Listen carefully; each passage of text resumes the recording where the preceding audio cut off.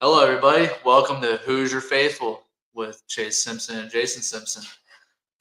So today we're talking about the stats, of the Maryland and IU football on Saturday. Man, it's going to be an interesting one today. I got really scared in that first half of that game, and but we came around. We came around. Did. It was definitely a rough couple series. And moral of it, guys, my dad said he wanted me to do this one.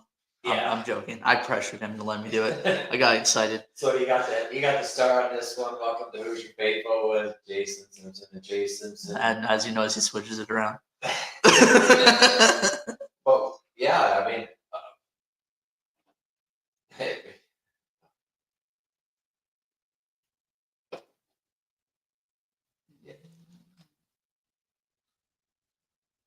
yeah, it was we had a dominant road victory by the Hoosiers on Saturday in College Park. The Hoosiers blew past the Terrapins 55-10, moved to 9-0. This wasn't just a win, it was a statement. Indiana's rushing attack ranked at 367 yards on the ground, while Maryland was held to just 37 yards. The Hoosiers also forced 5 turnovers on defense, which was amazing, which was great. And turned those mistakes into decisive momentum shifts, I believe, getting 21 points off the turnovers, which we've been really good at that this year. I don't know the exact stats, but I know that we've scored a lot of touchdowns off turnovers, which is huge in a game. But anyway, we'll go on to that. We'll go on to Fernando Mendoza. He had 14 for 21, 201 yards, averaged 9.6 yards. He had 1 TD and 1 interception. His QBR was 96.1. Alberto Mendoza again being mentioned. Baby Mendoza. Baby Mendoza. Man. Baby Noza. Baby Bulldozer. I have to say, whenever he ran, I did not think he was that fast. He is. Me either. I was really surprised at how fast he was. I was holding my head and I'm like, don't get hit by the cornerback. He's passing the quarterback. Oh, he just kept going. He just kept going. That was nice to see. Yeah, it was nice to see. Alberto Mendoza was 2 for 2 for 20 yards, 10-yard average with 1 touchdown. QBR 100%. So our future quarterback here. Hopefully we can keep Alberto around for 1 more year. I think that would be smart for him to do that, or not Alberto, but Fernando. Through 1 more year, I think he'd be smart to do that, because if I'm a quarterback, I do not want to go to a really bad team. Yeah. So the more quarterbacks that are in the draft, hopefully you get down to a team that has a really good offensive line, and maybe sit back for a couple of years and learn the system, learn how to be a pro. And I don't think you have a problem with that, but I'm just saying, I think I'm not being a homer wanting to keep him here.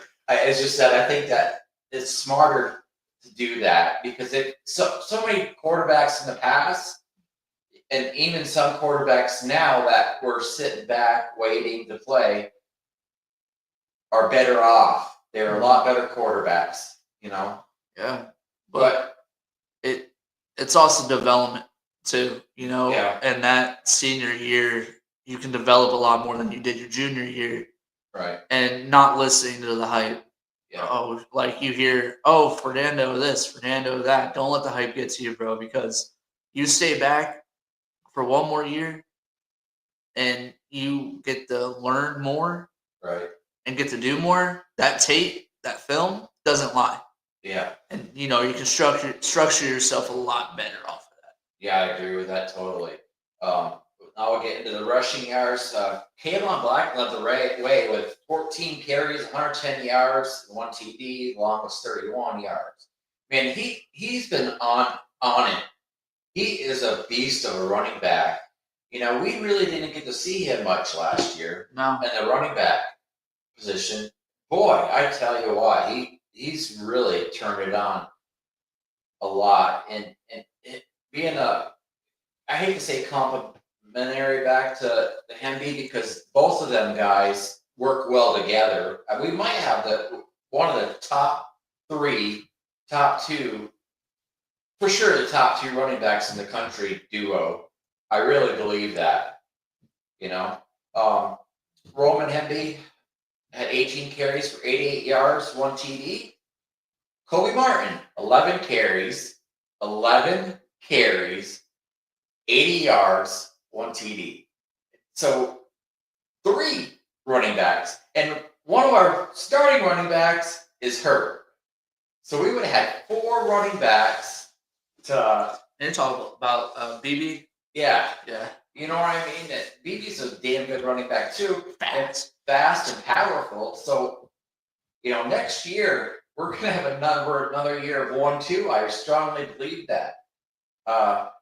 Alberto Mendoza, 1 carry, 53 yards, like we were saying earlier. That kid's got some legs now.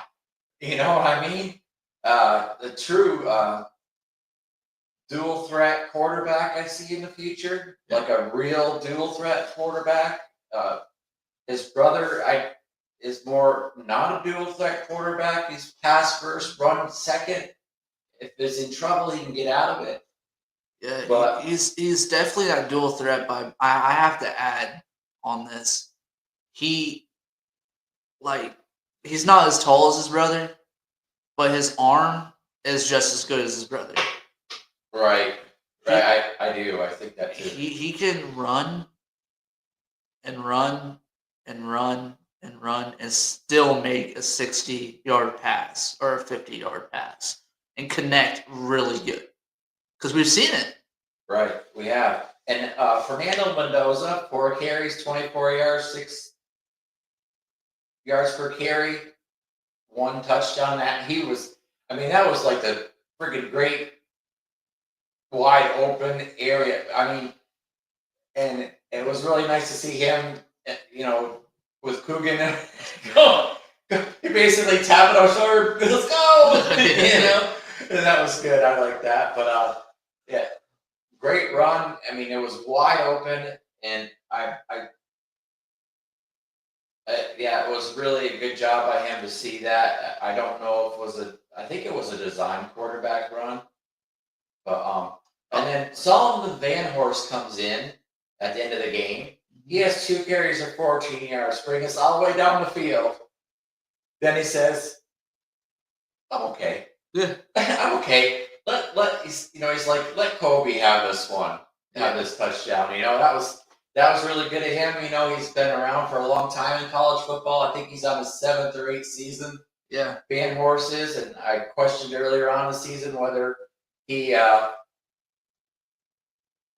would get playing time when BB got hurt. So it was nice to see him come in and play. Omar Cooper Jr. We'll go to receiving now. Omar Cooper Jr. Coop had a big game, and which we predicted. I said that he probably would have a big game.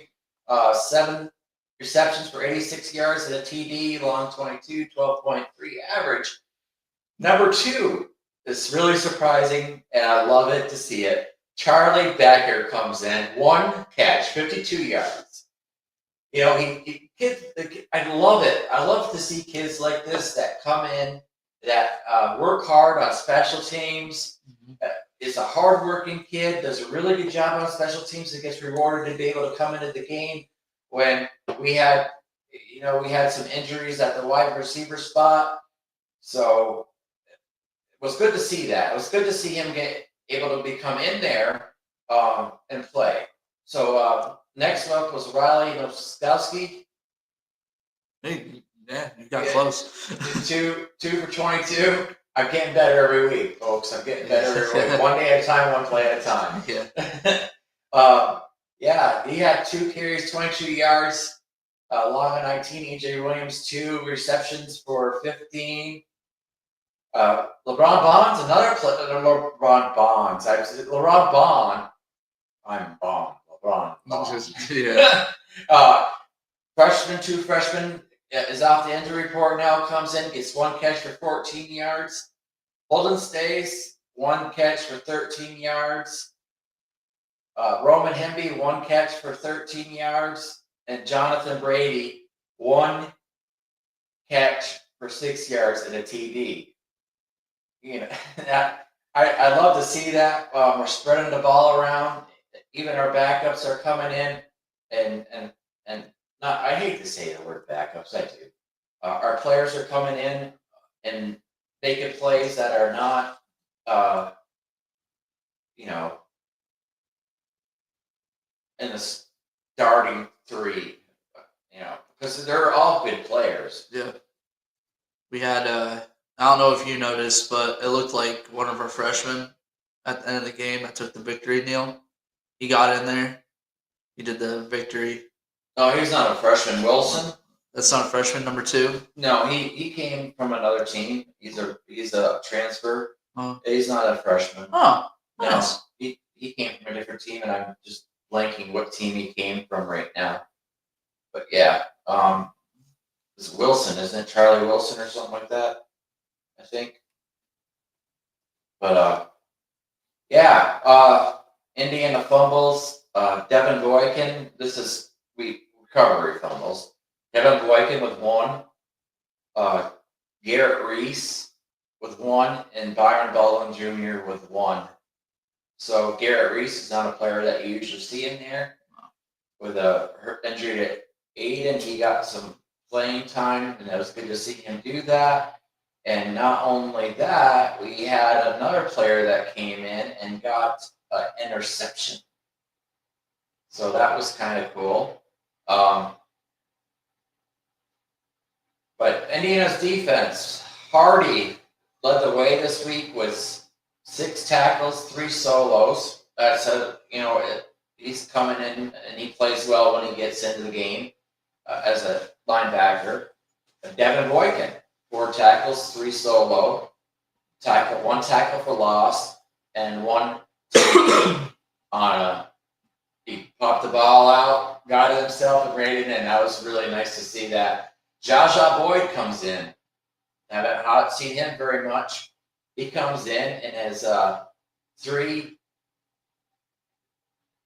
tackles, 3 solo tackles. So that was good. Jamari Sharp had 3 tackles, 2 solo tackles. So then we had several players, D'Angelo Pons, Daniel Duduki, both got in there. Amari Farrow had 2 tackles. There was more 2 tackles. Byron Fowler Jr.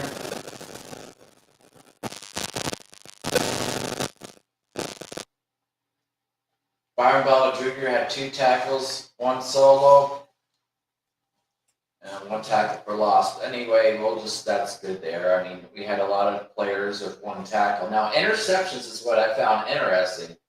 If you guys look at the interceptions, we had a kid a linebacker that came in, and sorry, I'm having some issues right now. Okay, here we go. He came in and got an interception. Caden Turner came in, got his interception, and Lewis Moore had an interception. Which, for me, Caden Turner looked like he hurt his leg a little bit after the interception. Yeah, I saw that. It kind of looked like he was holding his calf. His calf, maybe a cramp or something? I don't know. We'll see. He left the game against Maryland with the calf injury, but the severity has not been specified. I've been looking all over the internet to see, but coach is very good at not saying. Yeah, our coaching staff is really good at not letting this out. Let the media out. And that's good. We don't have any. What's good is we don't have any leaks. Yeah. Within the program to let out what injuries we're having, because there's a ton of people out there that want to know our injuries because of betting. Yeah. That's what it comes down to. They want to know who our big players are that are going to be out that are injured, so they can bet a certain way. But not even thinking about the kids who got hurt. That just drives me nuts. I want the players to get healthy. We don't need to know as fans who's out and who's in, but we do need to know at game time. Yeah. Who's in and who's out, and so the punt returns. We didn't have any punt returns.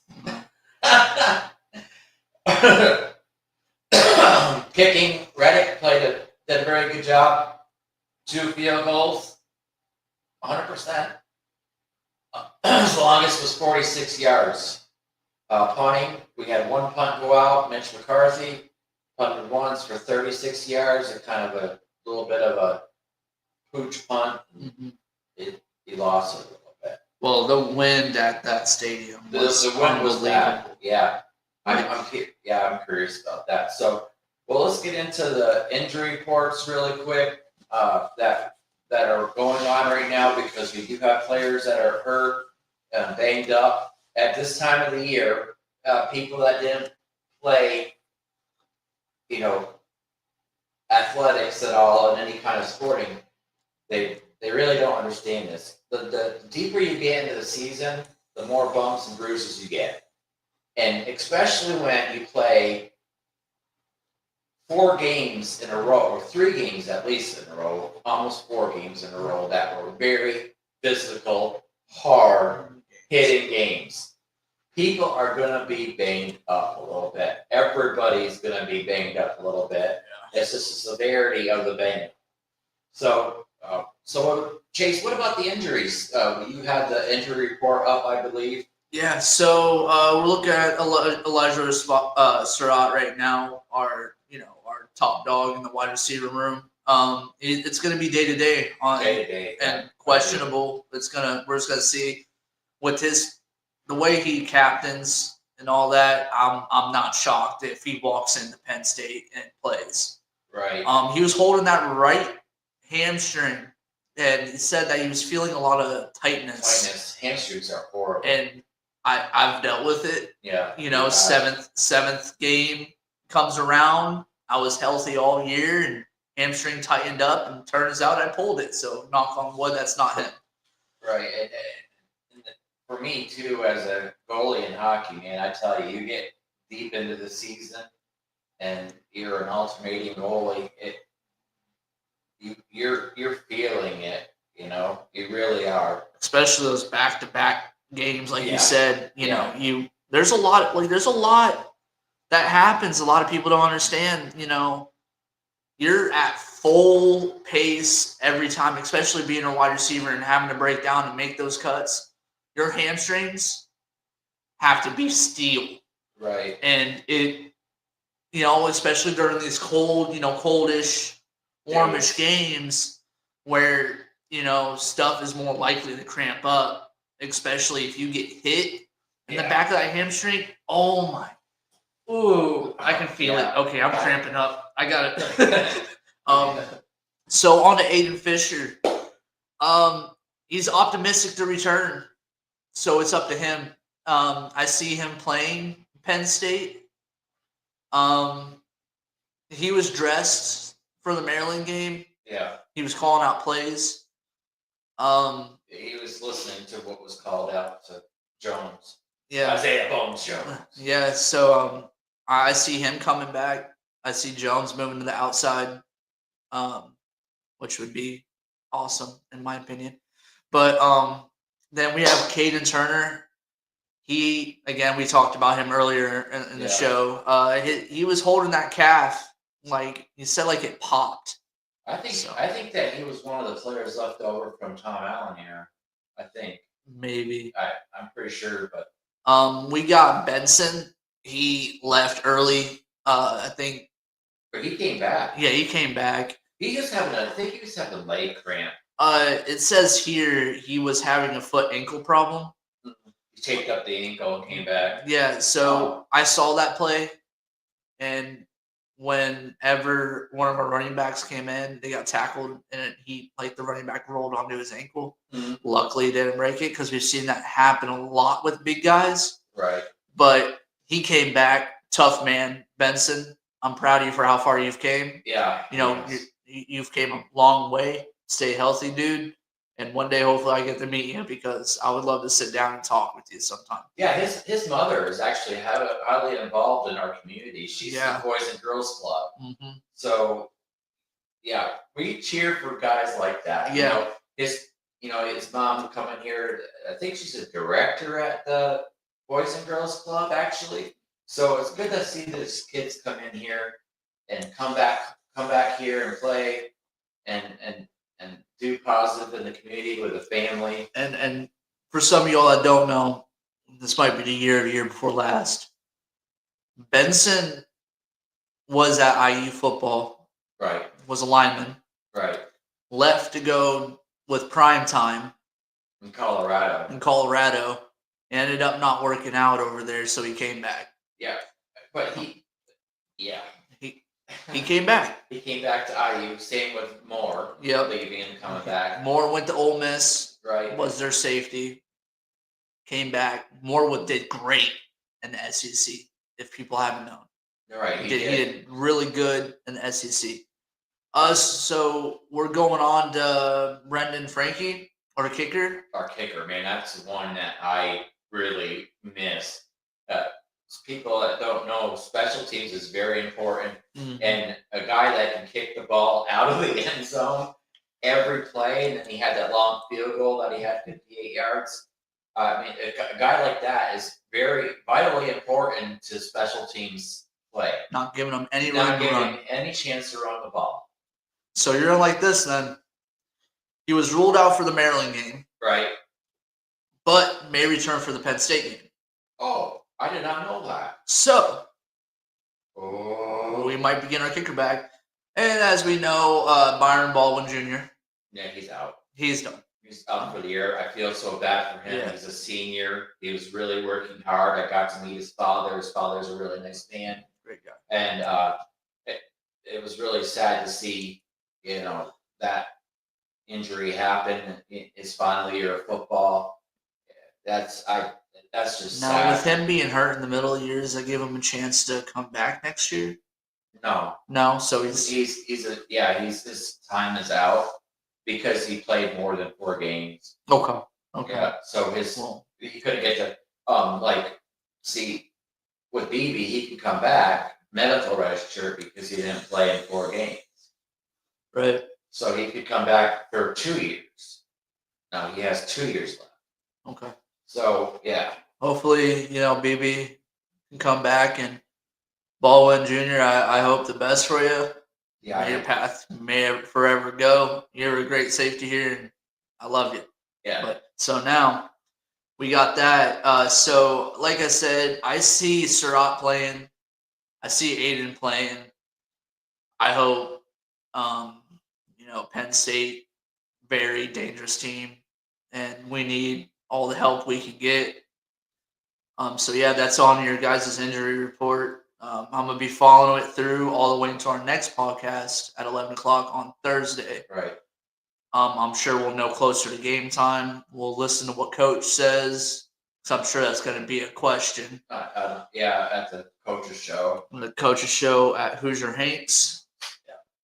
Yeah. On our next topic will be... What about Drew Evans?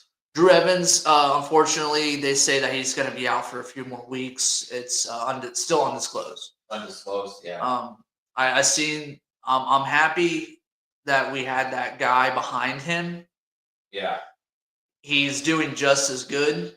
He had, again, the first game jitters, which we'll always have. But he did good, though. Yeah, he did. I mean, who opens up a hole that wide? Right. He came in and played really well. Trying to think of his name. He's another one of those skis. The SKIs. Right. I'm looking it up right now. Zen Mikowski? Wait, that's the guy from Ohio State, isn't it? Yeah. Yeah. Yeah, he's from Ohio State originally. Yeah, I was wondering about him. Yeah, that's who came in and played. I was really curious on how they would work that. So if Benson was out, for longer than what he was. Thank God he's fine. You know, it's like, what do you do as far as switching up things? For the backup, So But I say that our defense did really well. I mean, they held Maryland to only 37 rushing yards, right. and passing yards was 256 over our 221. Mm-hmm. But if you look at it, our time of possession was 40 minutes and 22 seconds versus their 19 and 38. Like, then we're talking, what, 6 turnovers in total? Right. I mean, our defense absolutely did great. And our offense, 367 rushing yards. I know. 367 rushing yards. That's what the fourth game this year that we've had over 300 rushing yards. 4 games. But the total yards, 588. Woo!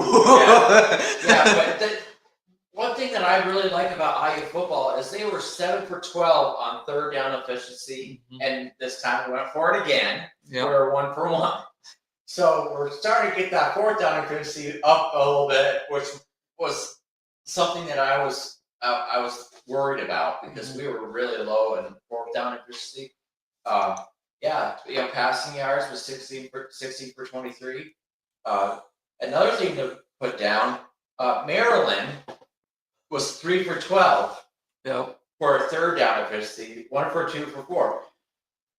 People don't realize how important that is on third down. When you're, especially, when you're at home, I'm going to go on a tangent here for a minute because this really ticked me off last time. We're the number 2 team in the country right now. Okay? We might blow some teams out at home. It might happen. Being sarcastic. Wisconsin comes to town next. And all you guys that leave, we stayed until the last second of the game. You know why? Because we've been watching IU. I've been watching IU football for over 30 years. And my son's been watching IU football for probably 24 years. As far as I can remember, it's been 25, 26 years. From the day I was born, right, in September, September 17th. So that would have been the second game of the year. Nah. I'm joking. It had to be like 24 years. Yeah, it's like 24 years because I remember taking you to the games. But one fun fact about Chase is he was born the day after a Buffalo Bills game in Indianapolis. My wife was up there and she weeble wobbled up and Chase came the next day after a Buffalo Bills victory. Anyway, let's go Buffalo. Got to throw that in there. I'm working on my room. There's gonna be some Bills Mafia stuff up here soon. I have a Thurman Thomas signed football that I got when he was a player, so I'm really excited to get that. But anyway, we'll go back. Let's go back a little bit, okay? Interceptions thrown. We had 1 interception thrown, and Maryland had 2. Maryland had 293 yards of total offense. That, passing, mostly through the passing game. Rushing, Indiana, like we said, 367, Maryland, 37. Our rushing attempts were 52. We just pound it. They left the middle wide open. So pound it. I'm not going to be the bearer of bad news here. You leave that middle open against our running backs, you're going to spark up. Like they didn't see because our center and 2 guards are really good, and our tackles are good too. But I'm just the interior linemen. Football to me has always been about the center, 2 guards, tackles, then the tackles. The trenches is where it starts. Yeah, it starts at interior lineman is where it all starts. Pass protection and on run game. That's where your key factors are. The tight ends came in and they blocked really well too. Even our boy got in the game as a fullback. Yeah. Called it. Loved it. Called it. Bamba comes in, has a nice block for a touchdown. I love that. I love down near the end zone. I love fullbacks. I really do. There's so much different you can do. Plays you can call on that off that play action. If you're going 4 wide and trying to run up the middle, I mean that's really hard to do down there. I mean, I have always been a believer that it's going to be us versus you. We're going to knock you in the mouth, and we're going to have a fullback come in and knock you down, and our running back's going to go in. Or we have the quarterback do a quarterback sneak, and the fullback pushes his butt. But I don't think that's legal in college football. But anyway, after he has his initial run, you can push him.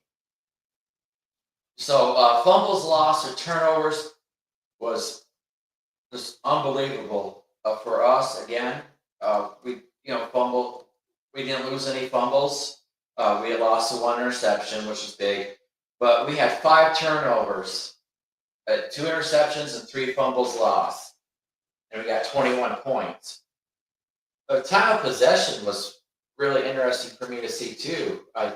We had the time of possession was just unbelievable in our 40, favor. 40 minutes, 22 seconds. 40 minutes, 22 seconds of time of possession. So, yeah, all in all, very good game by IU. I'm interested to see now what happens tonight with the college football playoff rankings coming out. A lot of arguments being happened. Who's going to be number 1, number 2, number 3, number 4? There's a lot of arguments happening there. They're talking Texas A&M might jump up more, and I don't know if I agree with that or not. Texas A&M might be number 1. And they're talking like maybe Indiana's number 3 or number 4, which is just brand bias. So that's what it comes down to. So the AP poll is just Ohio State, Indiana, and Texas A&M, right? Yeah, it's going to be Ohio State, Indiana, Texas A&M, Alabama. Yeah, they're. Alabama has 1 loss to Florida State. I still like Notre Dame. Notre Dame's at 10, and they have 2 losses. Yeah, they started off horrible and somehow. Well, it's because I love Notre Dame football. I always have loved Notre Dame football, but they have to get into a conference. They really have to get into a conference. Big Ten, ACC. I don't care what conference. I think they would be killer in the ACC, to be honest with you. Yeah, I really do. Big Ten. Yeah, I mean Big Ten. I think they would have a harder time. Yeah, I think they're playing a lot harder schedule. Yeah, so what I'm seeing here, the top 4 seeds, obviously Ohio State, Indiana, Texas A&M, and Alabama. There's been a lot of argument here lately on every social media about Alabama and Indiana and Texas A&M. I'm not going to bring up Ohio State because people get butthurt. But I don't care. I don't like Ohio State. I never have. That was the shot. Anyway, I can sit here with an Ohio State fan and argue with them all day if I want to. Right. Now the possibility of me throwing them out the window, I can't promise. Anyhow, Alabama lost to a Florida State team. Yeah. Okay. I get it. All right. The SEC bias, right? They want anything they can do to get an SEC because that's how they get paid. Right. Whether it be dirty or clean. You heard it. Anyhow, Texas A&M, I have a lot of respect for them. Now, do I see them going against a Big Ten team, whether it be Ohio State or us? We're a whole different world. And it's been like that. Right? It's been like that. I don't see Texas A&M going above us, to be honest with you. Alabama, on the other hand, sadly enough, just because of their schedule, I think they will be above us. Yeah. But we've had bigger wins at Indiana than them. Right. However, the more how many teams ranked that they played, Yeah. it's a tougher schedule. Right. That we won against a bad Illinois team. They're ranked. Who were ranked. Granted, Right. they were ranked higher than us. They were ranked 8th. Right. Right? Then we went into one of the hardest stadiums in the country, in Oregon. And won. Right. So that's our 2. By 10 points. By 10 points. Right. Who the fuck did Ohio State play? I'm not watching my mouth on this one. I will go on a rant about this. Ohio State, okay? You're telling me you're going to have someone at the number 1 seed who's only had 168 passing yards against Penn State. Only had 53 rushing yards. Penn State had 76. Let's go back to our schedule, our stats. Right. Our stats against Oregon. Let's pull those up and see where it leads us at. Right. Ohio State hasn't played anybody. I want them down there. I'm not claiming that we should be number 1. I'm sorry, I don't claim that. But whenever you have a team that doesn't have the stats in every single team that they played, especially against a bad Penn State team. Well, Penn State's not a bad team. It's a coaching problem. It's not a player problem. No, they have a lot of good people on there. This is Right. also, on Thursday we'll talk about it. I am nervous about Penn State. Right. Because also looking at these stats also defines what we're walking into. Right. But yards per play, 7.6 against Penn State. With 1 possession, 1 carry. We had more possession and more carries against Oregon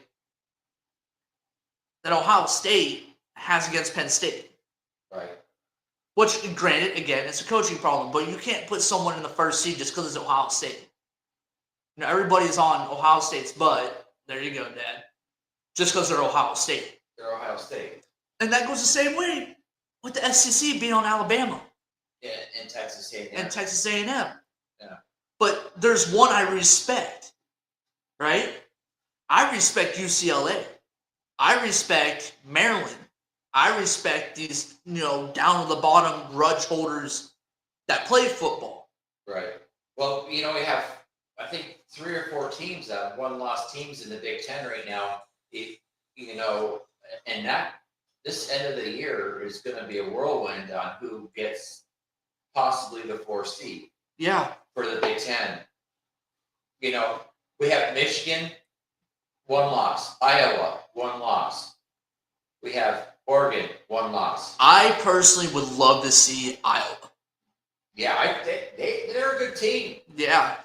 I would love it. I still say this, and I say this till, next season when everything restarts. Right.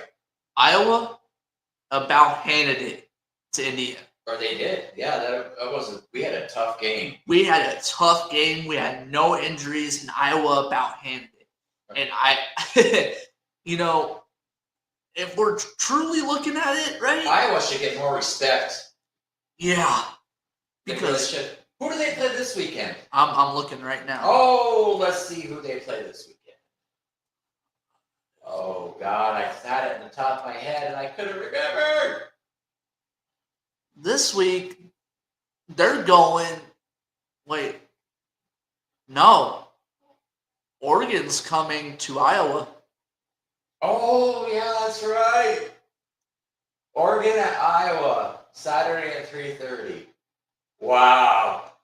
And now, guys, you're talking about a big game coming up, other than, Indiana versus Penn State at noon. You'll have plenty of time to watch the Iowa and Oregon game. I don't like talking about other teams because I like talking about Indiana. Yeah. But this is an upset alert. Upset alert. Upset alert. Because Iowa and their defense. They're really good. Iowa and their offense. Yeah. They had little baby slip ups against us. That's what cost them the game. Right. But if you guys truly look at football, this is a team that I want to see in the college football playoff. One thing I couldn't believe is USC is ranked 20th, and that's like another one of those things. I respect USC. Yeah. They're trying. They're trying. Now, if they got one more ranked win under them, I could see them come up. But they have Northwestern this weekend, so that's gonna be Northwestern has been playing pretty well this year. Northwestern actually faced the week before last Penn State and won 22-21 at Penn State. Yeah, that could be an upset there too. We gotta truly think here, guys. We have to truly think.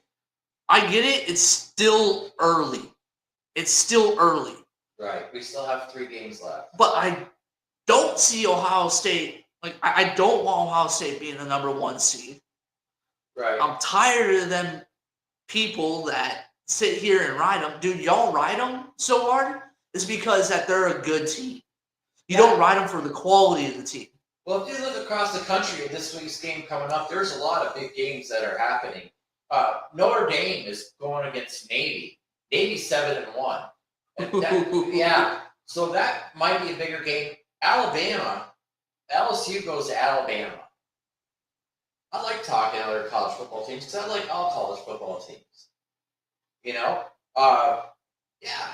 And you have Cal going to Louisville. Louisville looks really good this year. Yeah, Louisville They really do look good. And Wake Forest goes to Virginia. Virginia is another team that looks good this year. Yeah. We have a lot of parity now in college football, and people, I think, are having a hard time understanding the parity. Man, this is what I'm talking about, though. Washington goes to Wisconsin.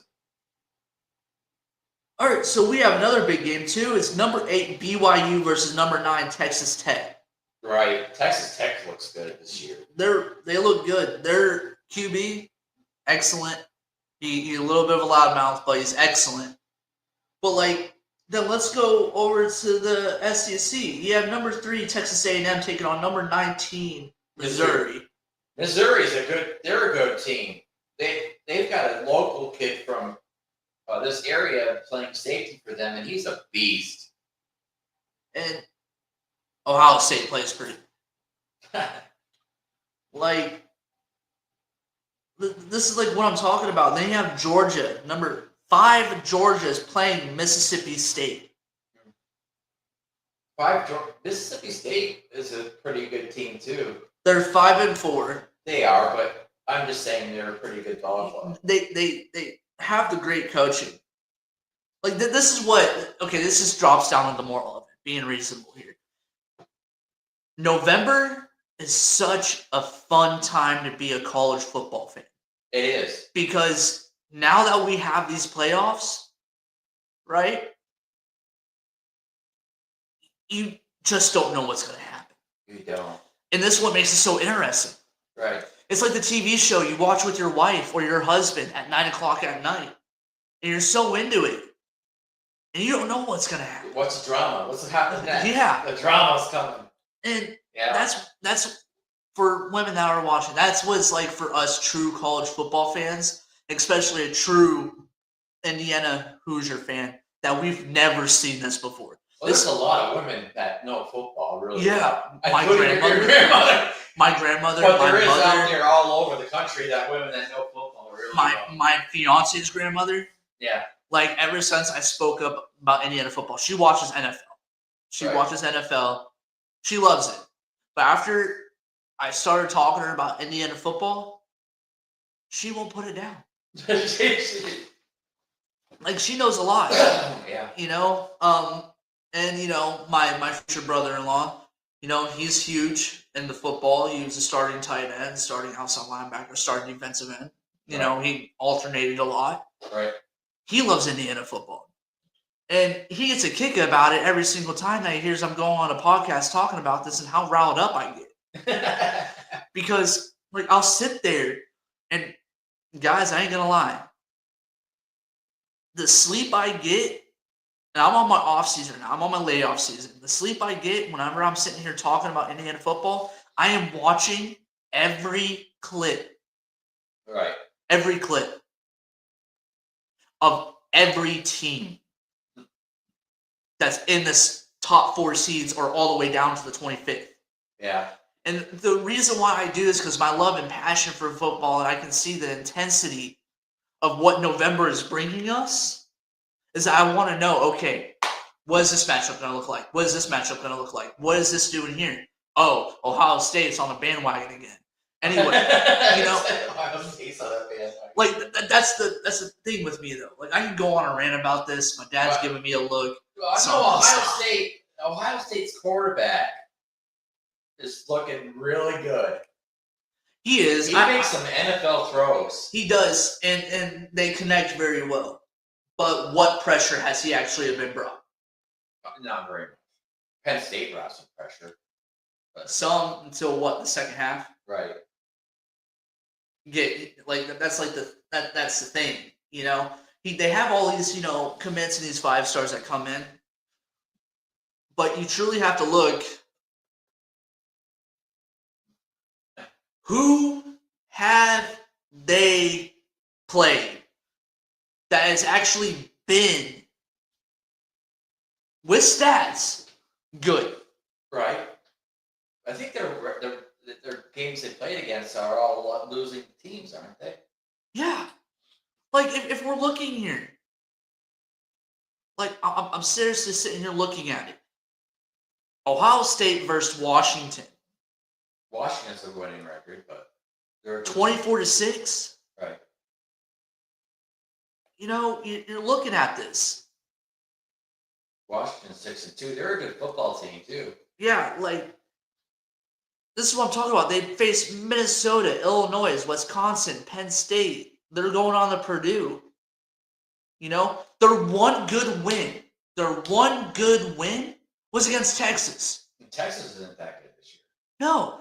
The only reason why they had that number 1 next to Ohio State right now is because it was 14-7. And they went to Texas to take the number 1 spot from them. Texas is ranked 13 right now. Right. I disagree with that too. But you know, like that's what I'm talking about. Yeah. You know, Vanderbilt has a big game too this week. They've been a really good football team this year too, where they have Auburn coming to town.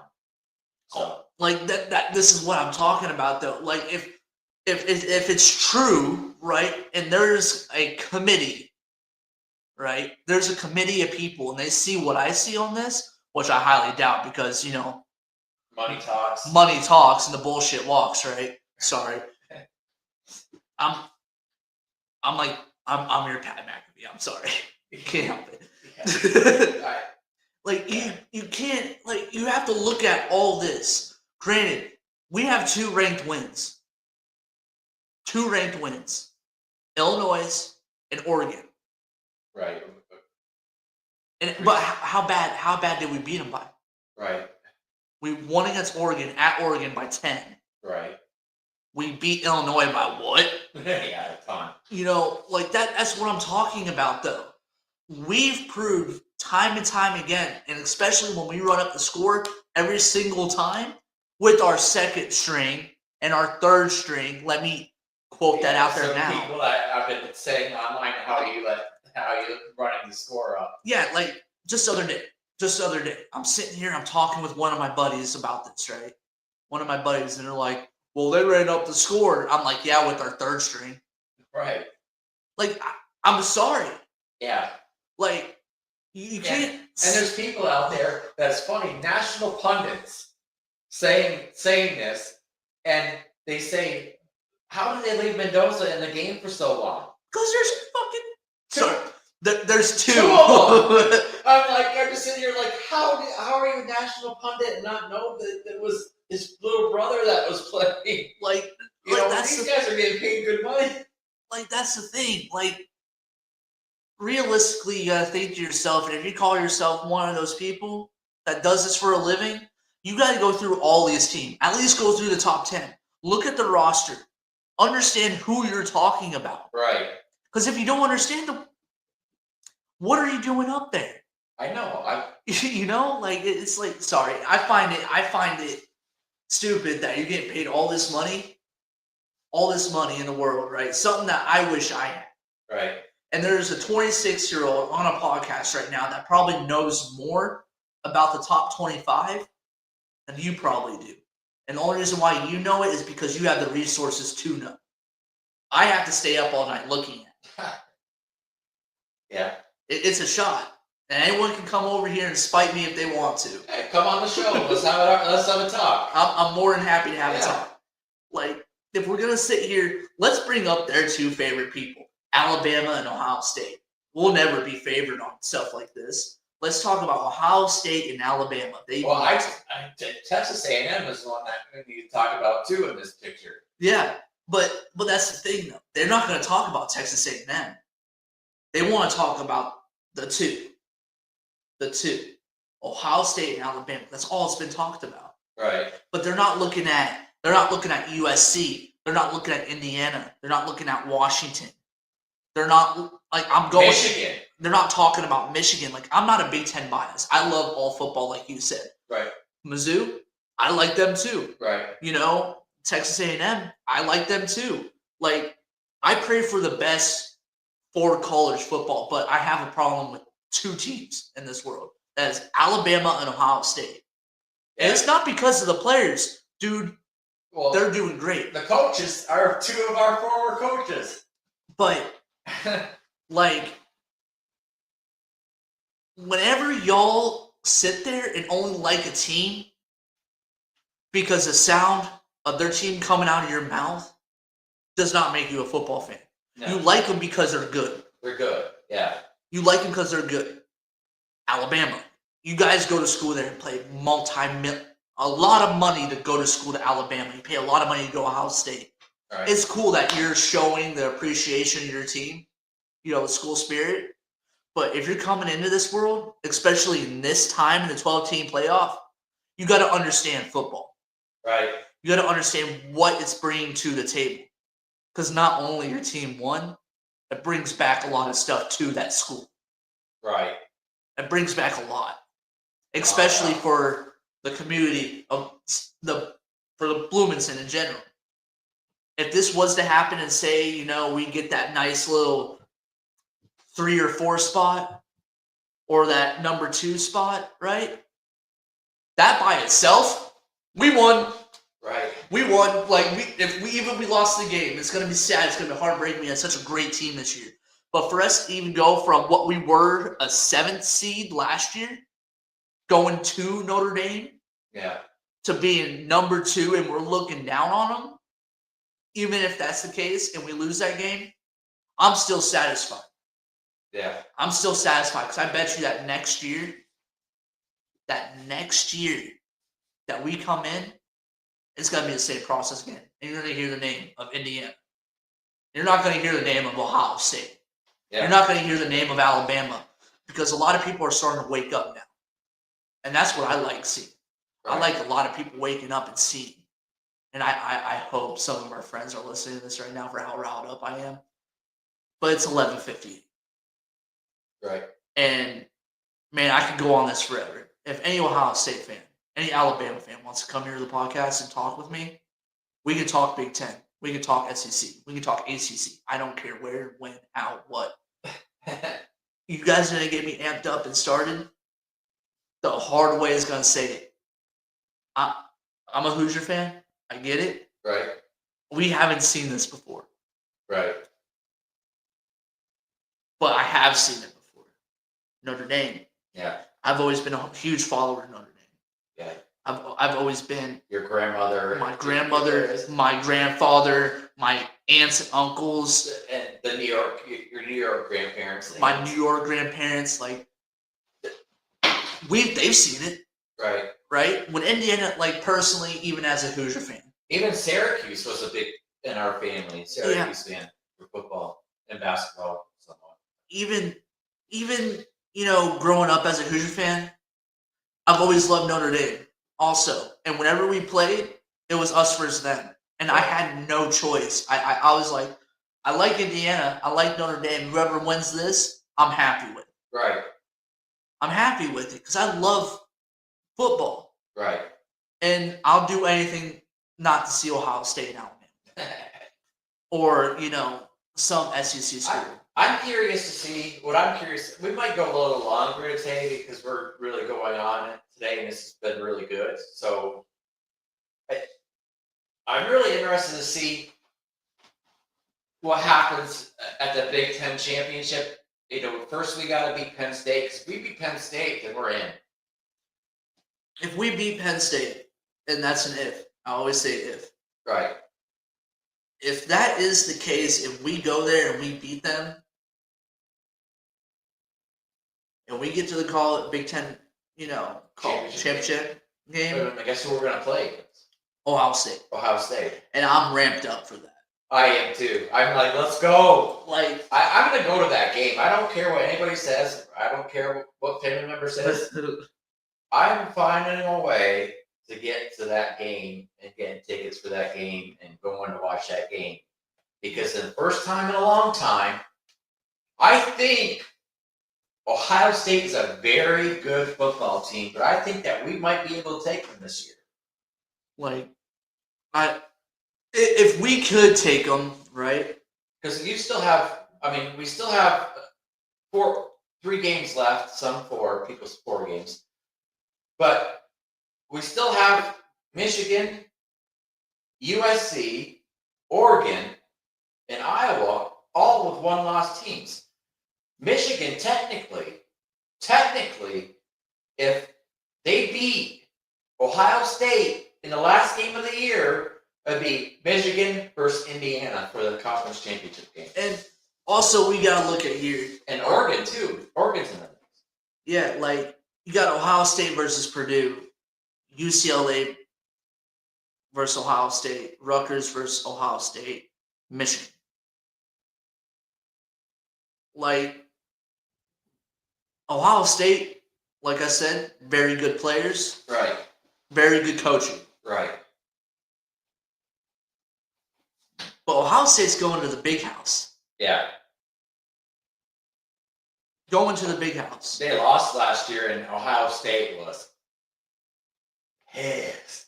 They planted the flag on the center of the field. A lot of people were upset about that, but I loved it. Yeah. I mean, it's a big rivalry game. It's one of the biggest rivalry games in the whole country. And it's something to watch. They already have a time put on it. It's November 29th at noon. At noon? At noon. I did not know this. Yeah. Oh, wow. But I'm sorry, guys. I have to use the bathroom. Yeah, okay. He's going to use the bathroom for a second. I'll just keep on continuing on here for a second. I'm really interested to see some of the games in the Big Ten this year, or this week, because there's some big games that are going to be played this week that people, I don't think, a common person knows about. The Big Ten will have, of course, we have starting off IU against Penn State, at Penn State, which Penn State always gives, is a good team, and they always play very well at home.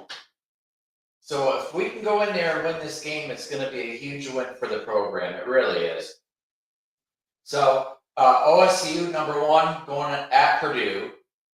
And Purdue, sometimes they cause problems. They honestly do. You got Oregon going to Iowa, number 6 Oregon going to Iowa. Iowa is sneaky good at home. So that might be a good game. The rest of the Big Ten, finish off the games this weekend. Washington heads to Wisconsin. Wisconsin does not look good this year. They just don't. But I never put any teams out of it, especially when Wisconsin comes to Indiana.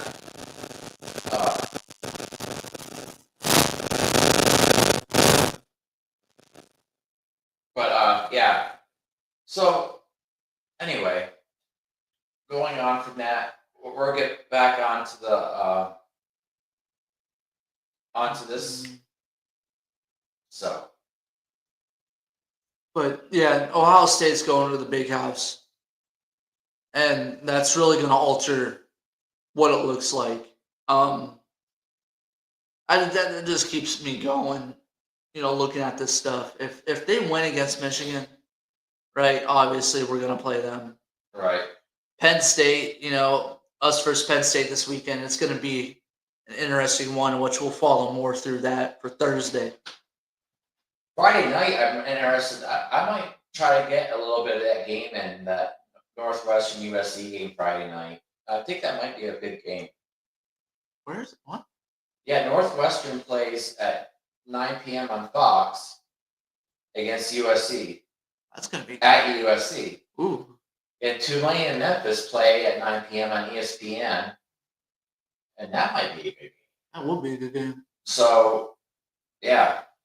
So the noon slate Saturday is Iowa, Penn State, and I think they might be doing a big noon kickoff again at our place. Or at Penn State, I'm pretty sure. Which would be funny because we're on, it's just, we're getting noticed more and more and they want to put us on national TV. Which kind of sucks because College Game Day won't be coming this year. Right. Because we just don't have the matchup this year. No, we don't have the matchup in our stadium, the structure of our stadium too. Right. Georgia, Mississippi State is at noon on ESPN. BYU at Texas Tech is at noon on ABC on Saturday. That's going to be, I expect that to be a really good game. Yeah. I really do. Georgia's might not have it easy at noon. I'm telling you, Mississippi State. I mean, they're 1-4 in the SEC, but Georgia might have problems. BYU and Texas Tech. That game is really interesting to me because they're the Big 12. It's a Big 12, and they might be both leaders. I think they're both leaders in the Big 12. Ohio State at Purdue. Blah. Yeah. Citadel traveling to Ole Miss. Well, that's such a nice time for have a game, out of conference game in the middle of the year, isn't it? Who? The Citadel is going to Ole Miss.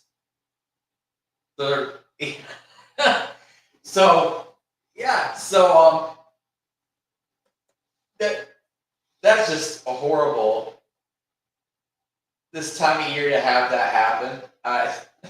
Who are these guys? The Citadel's been around for a long time, Chase. They've been a football program for a long time. Many, many years. They're always D2?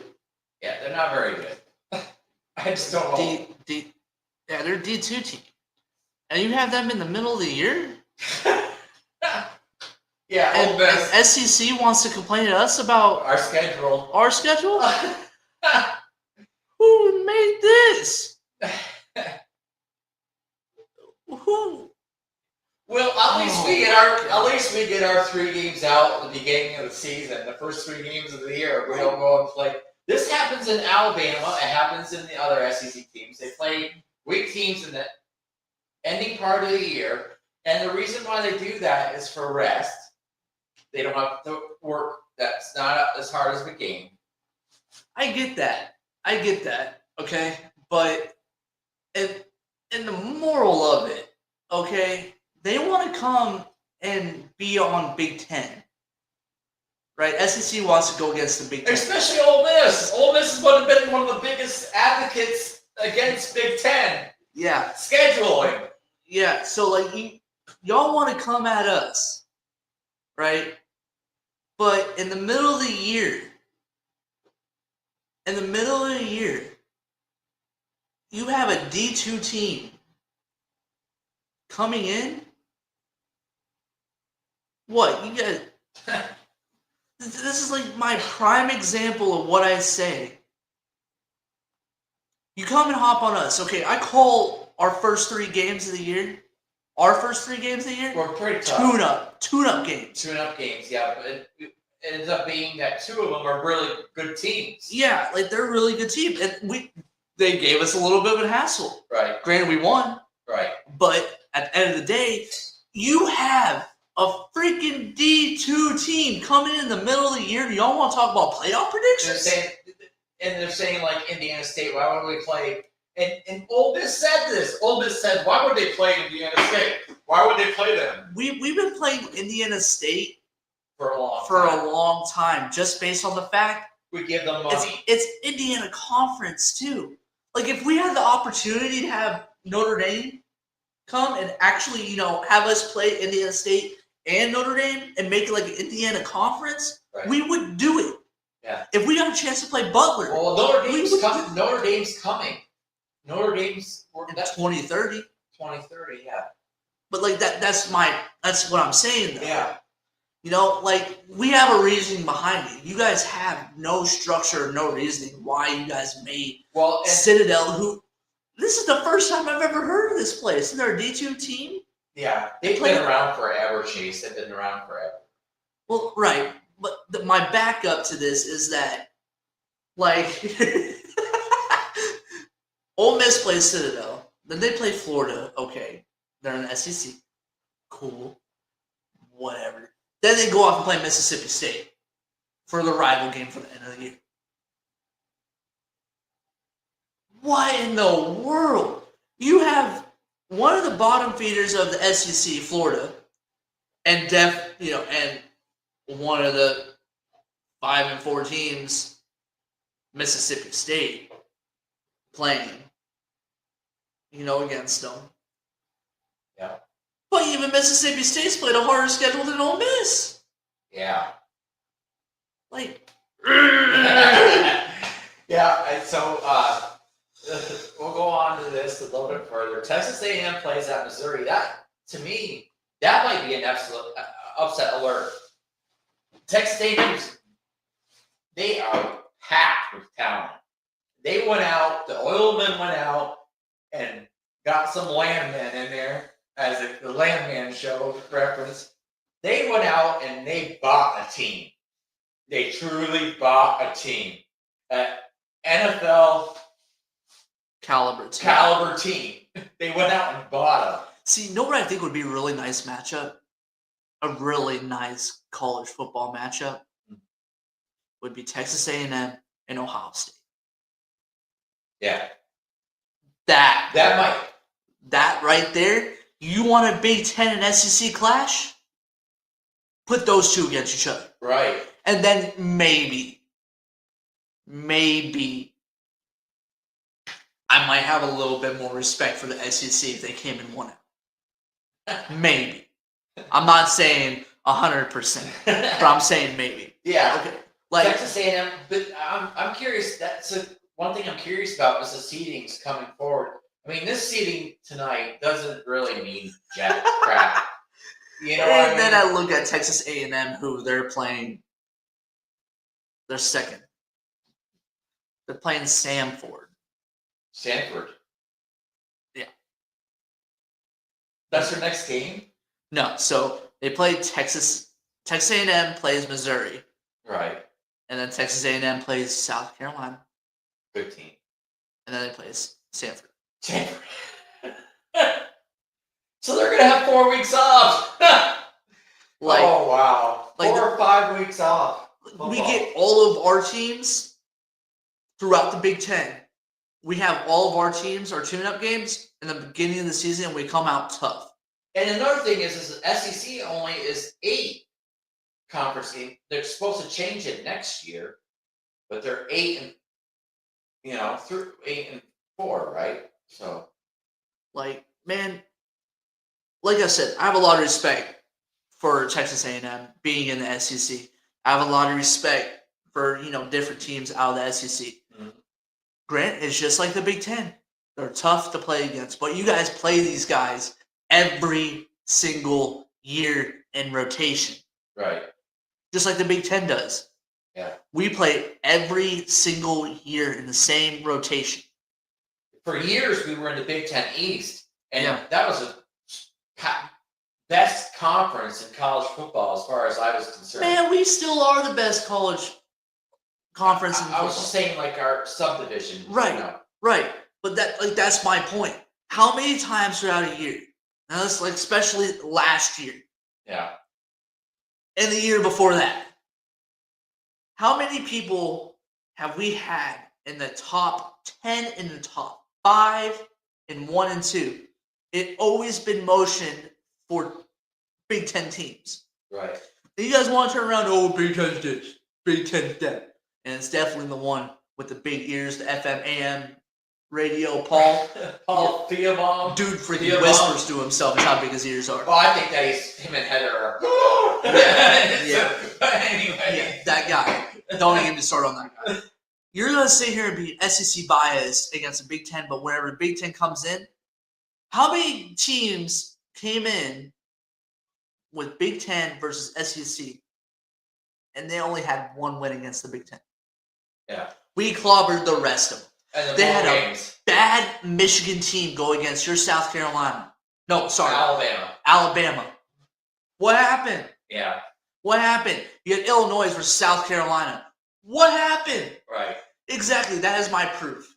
That is my proof. Like, you guys can't consider all these SEC, oh, they just look better. Okay, what has happened every single year? Even before the college football playoff has even happened, what has happened every year? Big Ten came up, showed up, beat the snot out of the SEC. What has happened? Right. It might have been a close-knit game. Right. It might be a hard, brutal game, but that's all it is in the Big Ten. Right. You have Every Iowa week. at Knick Stadium. Yeah. You have one of the loudest stadiums in the world. Oregon. Even though they're just welcoming in. Yeah. Still a high-knit NFL prospect-looking team. Yeah. Penn State. And Penn State, who holds over 100,000 people. Then you have Ohio State, who holds over 100,000 people. Michigan. And Michigan, who holds over 100,000 people. And you guys are sitting there, oh, it's going to be so loud. Yeah, you guys get to play football all year round.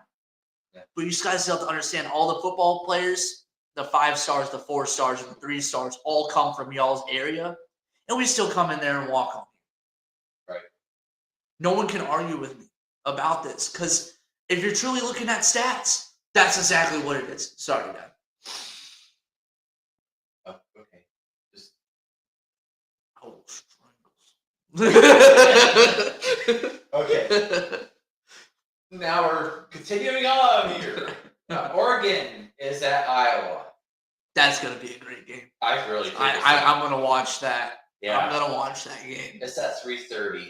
That's great. So Know what that means? I'm starting drinking at 11:30. I'm not going to end until 9:30.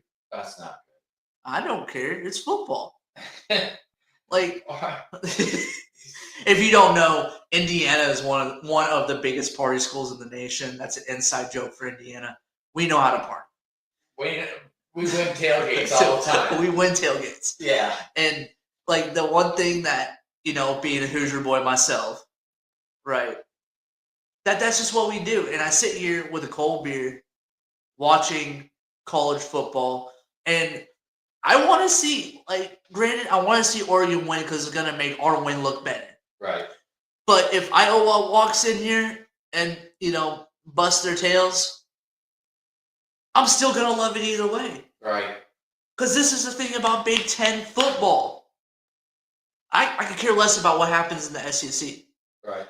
But our guys, especially our guys, Iowa versus Oregon, I come in here, you're going to see a clash of clans. You're going to see full-hearted football other than the SEC. Right. Every single time I turn on watching an SEC football game, right, it's either a blowout or a really close game, and Georgia chokes up. Oh. You want views? Okay, let's go on here. Syracuse and Miami. That might be a good game too. What's the winning schedule for Syracuse right now? They're 3-6 and 1-5. Right, But then you have Miami that has been talked about for a while. For a while, 6-2 and 2-2 in the ACC. And the whole reason why Miami is relevant now is because of their QB. Carson Beck. It was another shot. Yeah. It's ACC shot. I'm sorry. Okay. But no, Where did Carson Beck come from? the SEC. The SEC, yeah. Georgia. Georgia, right. Now you have, and then Auburn and Vanderbilt.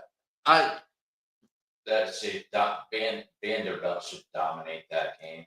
But you never know. You never know. Anything happens on any given Saturday. Right. You know, anything will happen. But this is another SEC thing.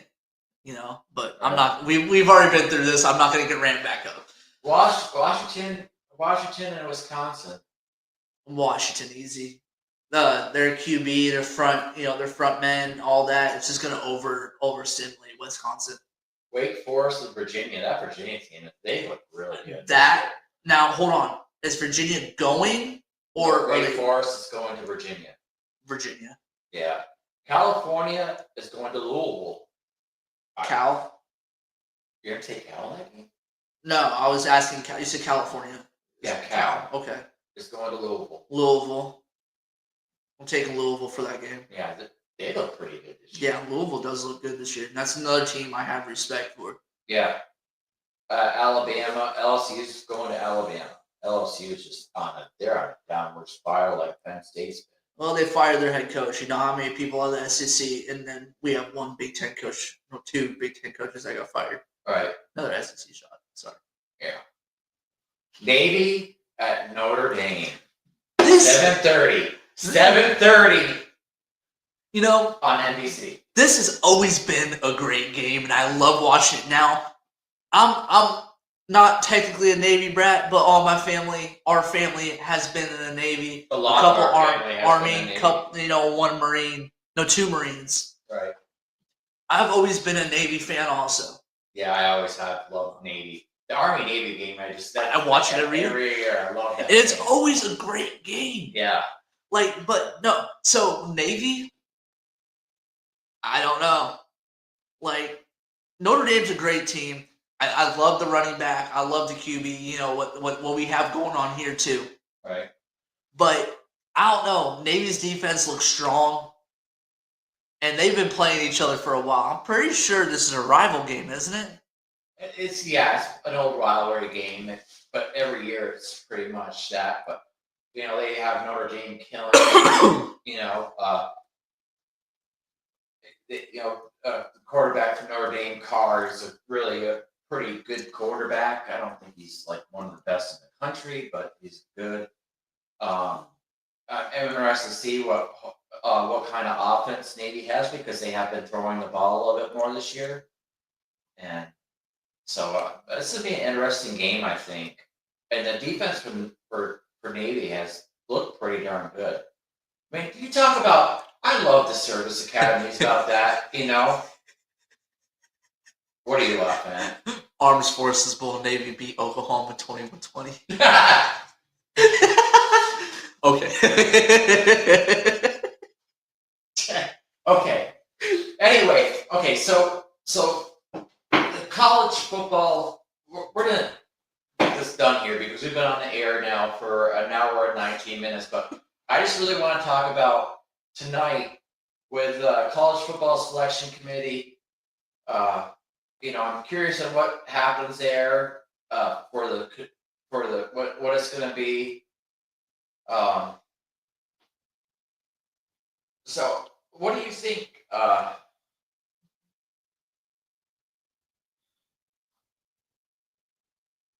I see for the first matchup. Obviously, if we're gonna go through 1 through 4. I'd like to go all the way through 12.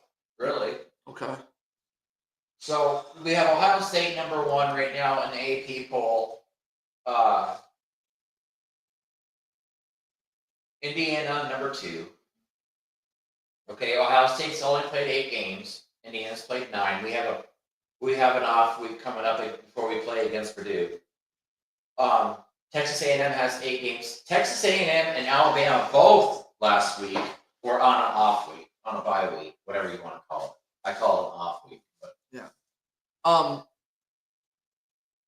So we got the best of 12, right? Right. That's the So you're gonna have three, I believe, three Big Ten teams go in. You'll have Ohio State, Indiana, and Oregon right now. They'll be the three that get in. I don't know if we get four in or not until the end of the season. What happens at the end of the season? right. So then Texas A&M, Texas A&M, I think that might jump over us. It might be number one, just because the SEC, Yeah. the bias. But Texas A&M does look really good, so I'm gonna give them that, and moving us to, 3, for example. But so I think that Ohio State's number 1 seed, possibly Texas A&M, Indiana could possibly in that mix of number 1 too. But I see us going to 3. There's people are saying 8. I don't see that. That's just crazy talk. No. But then Alabama is at 4 in the poll, in the AP poll. Alabama, they're doing well this year, but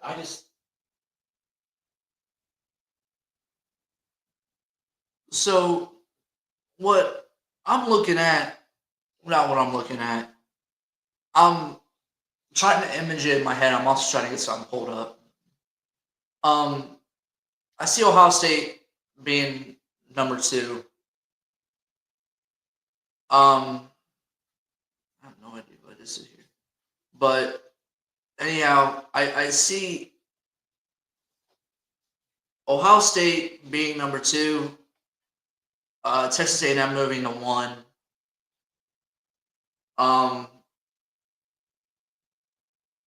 Jeez, I mean, looking at Ohio State going to 2, Notre Dame, Indiana going to number 3, Texas A&M going to 1, Georgia staying at 5, Oregon's going to be in there at 6. right.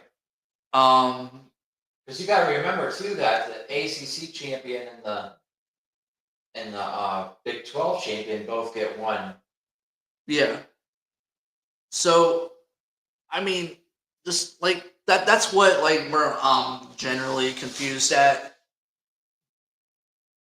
If we get like again, we'll just have to see at 8 o'clock, when it comes out. But if we're generally focused on, between Indiana, Ohio State, Texas A&M, those first 12 teams, because this goes on every Tuesday at 8 o'clock up until the final, right? Right. Yeah. We still have a big, time span throughout November for this to go. And with this bye that we're having coming up here soon, because we had the bye after Penn State, right? Right. Then, yeah. So, like, after that bye, After Wisconsin. After Wisconsin, Yeah, then we have the off week before Purdue. Okay.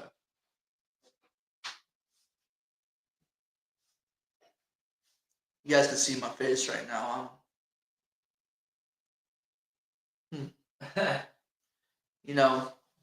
I think there's going to be a lot of turns. So guessing this early after seeing, playoff projections, Yeah.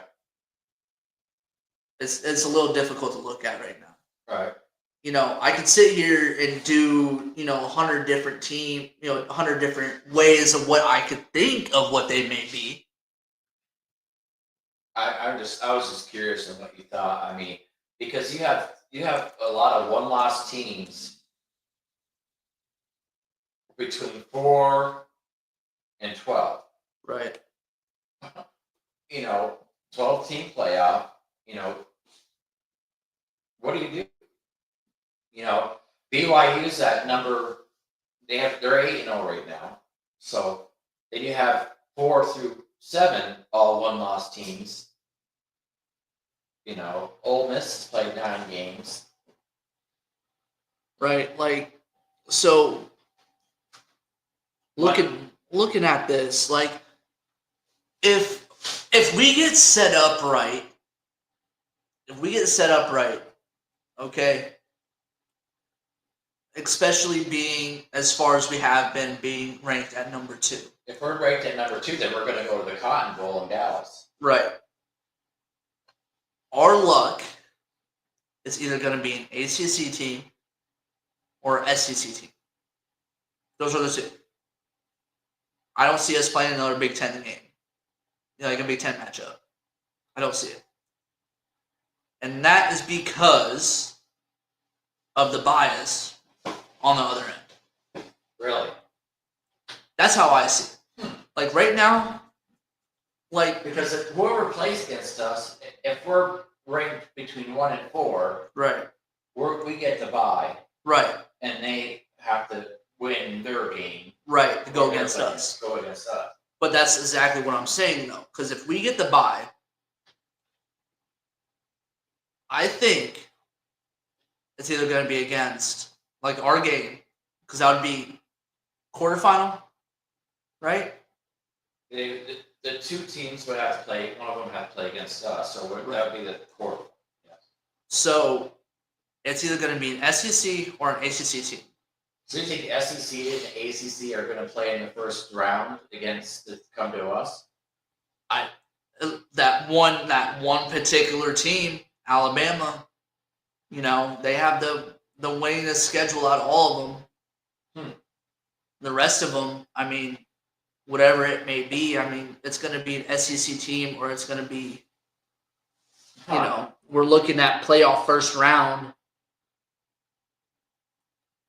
So we got 1 through 9. What do we got through 1 through 9?